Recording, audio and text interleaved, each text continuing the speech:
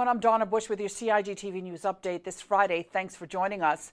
Cayman's Protection Starts Here, or PSH, MultiAgency Working Group, has been invited to present at the 34th International Symposium on Child Abuse, hosted by the National Children Advocacy Center in Alabama on March 19th. Now, the working group is the driving force behind the PSH Child Abuse Prevention Project, which was launched right here in the Cayman Islands back in 2012 with the aim of bringing willing government, NGO, and private sector organizations to the table to collectively address the issue of child sexual abuse specifically and child abuse in general here in the Cayman Islands.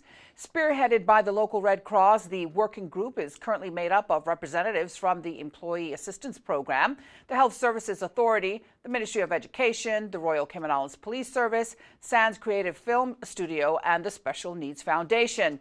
Now, the group will be a presenter at the symposium where they will share their innovative and effective approach to enhancing child safety. The project has been funded by the private sector organization hedge fund CARES Cayman since 2013. Senior Policy Advisor and Manager for Inclusion in the Ministry of Education, Shari Smith, says they recognize that child protection is not the responsibility of a single agency, but involves a concerted effort from numerous stakeholders working together towards the same goal.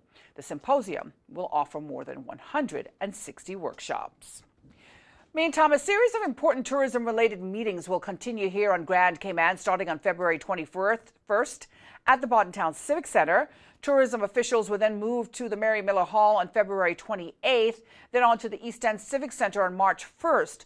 Northside residents can go to the Clifton Hunter High School Auditorium on March 12th for their discussions with tourism officials. And finally, on March 13th, West Bay residents are invited to the John A. Cumber Primary School for their meeting.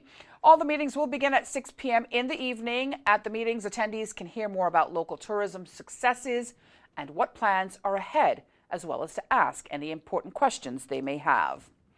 Well, finally, as the Arts Festival season kicks off, the Film Control Board is reminding filmmakers to have their films rated under the Film Exhibition Control Law of 2015.